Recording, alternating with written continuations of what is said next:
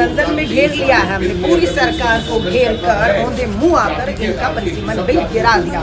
इनके मंसूबे कामयाब नहीं होने दिए हमने। अब ये जो भाजपा की महिलाएं सड़कों पर अंधभक्ति में आंखों पे पट्टी काली बैठी है, बस ऊपर से आदेश हुआ सड़कों पर उतर गया, अब यहाँ घेरने का काम करेंगे। और हम इनसे आज फिर पूछते हैं, दिल्ली की मुख्यमंत्री को भी सुन रही थी, महिला आरक्षण कानून गिर गया, महिलाओं का अधिकार कांग्रेस ने छीन लिया।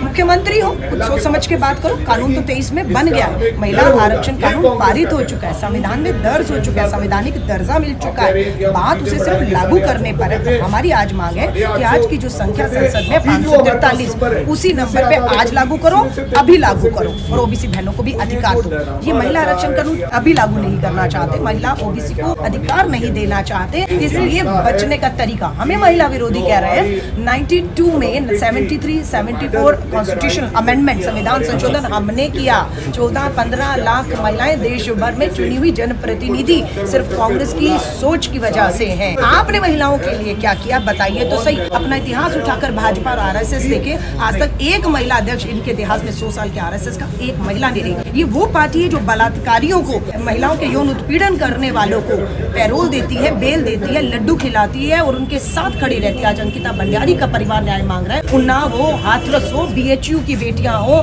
बिल्किस बानो के साथ पूरी बेटियां के साथ इस महिला विरोधी सरकार ने बलात्कारियों के साथ खड़े होकर आज सिर्फ एक तमाशा किया है। बेनकाब करेंगे, सदन में घेरा है, सड़क पे भी घेरेंगे। महिलाओं से अपील करूंगी, देश भर की महिलाओं से, ये धोखा कर रही है भाजपा, ये झूठ बोल रही है कि हमने महिला आरक्षण कानून गिरा दिया बिल, बिल्कुल नहीं। हमारी आज प्रियंका गांधी जी ने भी प्रेस कॉन्फ्रेंस किया, आज लागू करो, अभी लागू करो। हमने 23 में इस बिल को लाने के लिए कहा, हमने साथ दिया, पास कराया। आज हम उस बिल को क्यों गिराएं? आप महिला बिल पर चर्चा ही नहीं थी, महिला बिल तो कानून बन गया, कानून बनने के बाद आप क्यों लाएंगे उस पर चर्चा दोबारा करा के उसको गिराने के लिए? भाजपा की मंशा ये थी कि हम 2011 की जनगणना के आधार पर ये आरक्षण कर देंगे, भाजपा चाहती थी। हम चाहते हैं कि 2011 को आधार मत बनाओ, 26-27 में जो आप कह रहे हो जातिगत जनगणना होगी, आप उसे आधार बनाओ। हम तो ये कह रहे हैं, लेकिन ये कह रहे हैं जाति जनगणना 26-27 को आधार नहीं बनाएंगे।